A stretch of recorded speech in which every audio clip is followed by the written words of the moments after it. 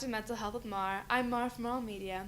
A couple of days ago, I had an interview with Mrs. Sheeler about the difference between anxiety attacks and panic attacks. Let's check it out. Thank you so much for joining me. So this is Mrs. Sheeler. She is a social worker here at the Red Lion Area Senior High School. So let's jump into our questions. Sure. Well, anxiety attack is sort of something that people use to describe emotions or feelings that they have.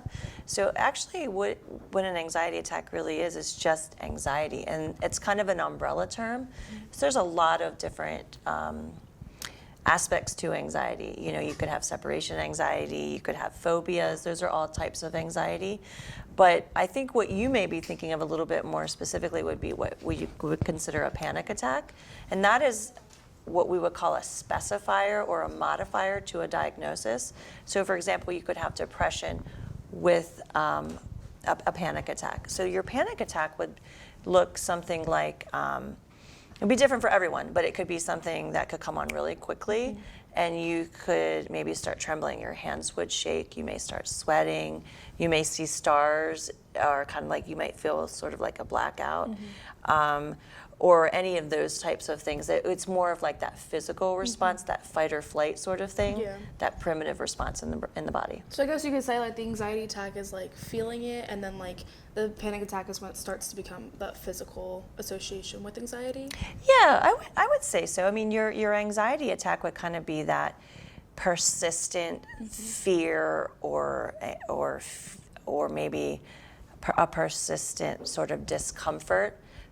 And that might be more of a mental thing, but then your physical symptoms would be sort of that panic attack, where you, like I said, you would sweat or shake or something like that. Sometimes it can happen for just a few seconds. Sometimes it could go on. I've seen students have panic attacks for over an hour. Wow.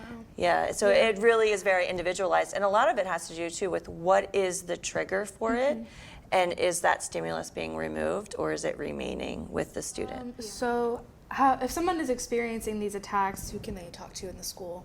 Oh, absolutely. So we have some really great staff members. Again, I'm Mrs. Sheeler, I'm the clinical social worker, but any of your school counselors would be able to help. Your school nurse is an excellent resource. Who else could you go to? Any of the teachers, Mrs. Rohrball, you could go to. We have Miss Poff, who's our BCBA. She may be another person to connect with. But really, anyone that you feel comfortable or safe with is going to be a good person to go to. I think for some people, if they've never experienced it, it's hard to believe that it's real. But for the person who's experiencing it, it is absolutely real. And you really can feel as though you're not able to breathe, or that your heart is going to kind of leap out of your chest. And so in that moment, it's very, very real for a person. So for those of us observing it, it can be really scary.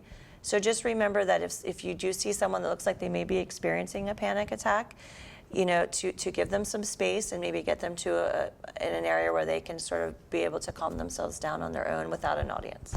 Yeah, thank you so much. Absolutely. Thanks for having me. Thank you so much, Mrs. Sheeler, for your advice. Remember, you are not alone. If you ever feel like you're having a panic attack or anxiety, you can talk to any teacher or staff at this school. They are there to help.